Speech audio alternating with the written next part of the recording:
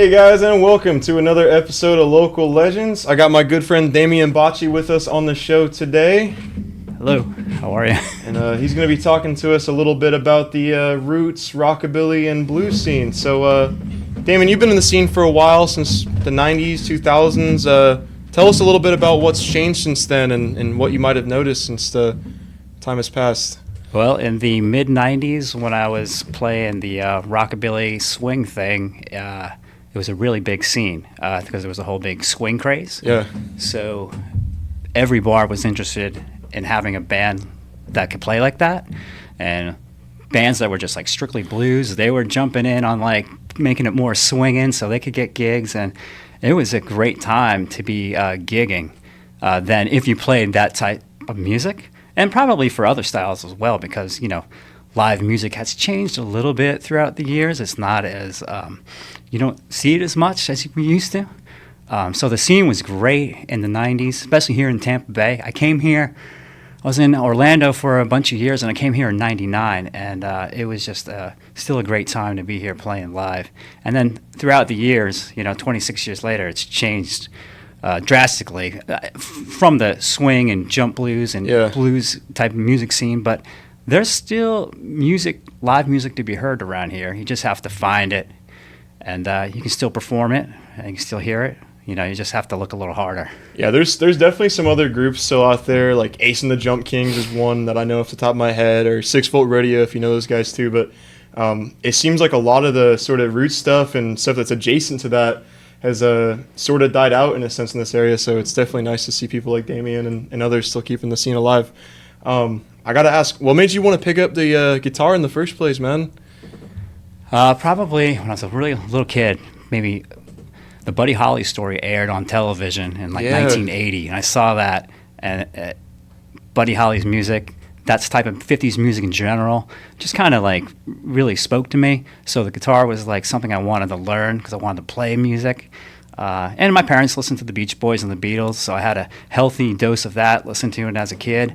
And, you know, George Harrison was an idol of mine, and Mike Nesmith, you know, Gretsch players. Yeah. And, you know, so, and in 1985, when I was a teenager, I also had already started playing guitar, but Back to the Future came out in 85, and that was just another thing to solidify, like, I'm in the right direction. Oh, yeah. You know, I love playing guitar, and, started in the mid-80s, and, you know, 40 years later, still playing and learning and enjoying it.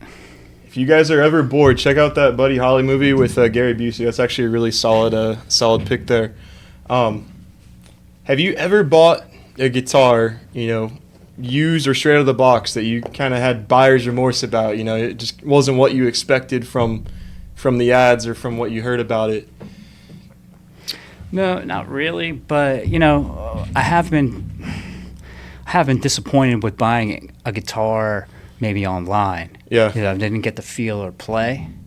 You know, a review is great to see online, but it only does so much. You know, you got to get it in your hands and play it. And I've had a couple of instances where I bought something online and I was like, maybe guitar isn't for me, or what I thought it was.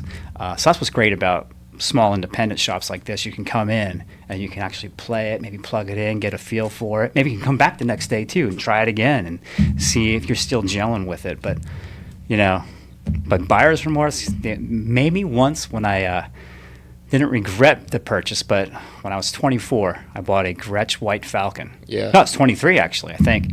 And that was a very expensive guitar. And I ended up paying it off for years.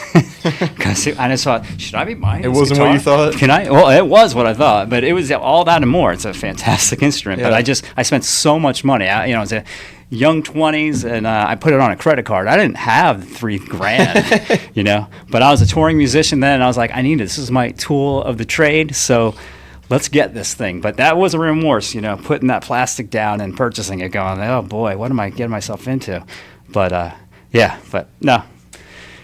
Just a note on something that Damian said. Here at Hanks, we actually offer a full setup on all the guitars on the walls here. So if you do end up coming in trying out a guitar, you know, all the frets are going to be level. The nut slots are going to be properly cut. The action is going to be set to spec, intonation, everything is going to be perfect on that guitar, or at least as close as we can get it. And we do a warranty on them for 90 days as well. Damian, why don't you tell us a little bit about what you do on YouTube, actually? On YouTube for the last 18 years, I've been teaching rockabilly, jump blues, jazz, anything you'll hear from the 40s and 50s. Popular guitar music of that era is what I focus on, and been doing that. That's my full-time job, and I just love doing it. It's great. So I'm actually interested in a lot of similar stuff as Damian, and this guy practically taught me how to play guitar on YouTube when I was in middle school. So I actually got to give him some props for that one. But shout out his YouTube. Yeah, if you check out Damain Bacci on YouTube, he's got some great, reviews of gear. He's got some great tutorials. He goes around to guitar shows and such, and he's got some really, really awesome content you guys need to see as well. So definitely giving him a huge shout right now. Check him out. So on that note, you got a lot of different genres that you got to kind of balance practice for. And I know some of the language translates over for sure, but how do you end up sort of balancing that time when you sit down to woodshed? How do you kind of do that? It's tough. It's just a commitment to the process. You've got to spend so many hours doing a certain style of music, focus in on it, and then do something else the next day. It's just a love for the different styles of music because there's so many great styles. Because if I'm in a jazz mode, it's different than a rockabilly mode. But it just takes determination and just it's kind of just what I do. I'm sure you're drawn from different influences all the time. It's definitely a tricky thing to balance if you guys are unfamiliar, because some of these things they're so nuanced that you can't really fake it. There's a certain point that if there's a true aficionado or fan of that style that you're trying to replicate, they'll be able to point that out and say, hey, he's kind of faking it right now. He hasn't really sat with this stuff long enough. So, that's definitely something that I've found hard to balance. So yeah, there's certain licks that fit within the genre, that maybe like a bar rock guy, if he's trying to play like maybe some sort of 50s rock, he doesn't really know the nuances. Why not translate as well? Yeah, it doesn't translate as well. And you can tell. Just like if I was to play maybe some speed metal stuff, I may be able to get through it, but a real metalhead would possibly know, hey, he really doesn't know the correct stuff to do. They know different avenues how to go about that. Yeah. Well, about wraps it up for today, man. I got one more question for you.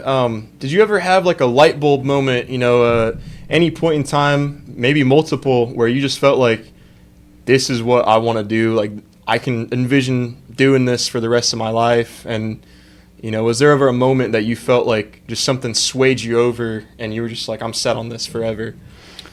Man, there's probably so many instances, but one memory is just watching George Harrison play Twist and Shout. There's like a live clip of the Beatles playing the big old Gretsch Chet Atkins, and I was just like, that's what I want to do. You got quite the Gretsch collection too. Yeah.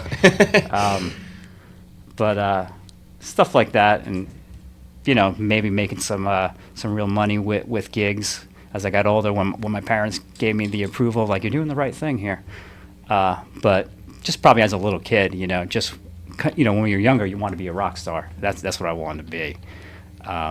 But yeah, it's not really a light bulb moment. But I think as time goes on, I think for some people, you kind of find fulfillment in maybe other areas that were unexpected. Like for me, that was teaching people, how to kind of navigate some of this stuff. And, some people still want to be a rock star and such. Yeah, well, teaching has been the biggest thing that I've gotten out of playing guitar.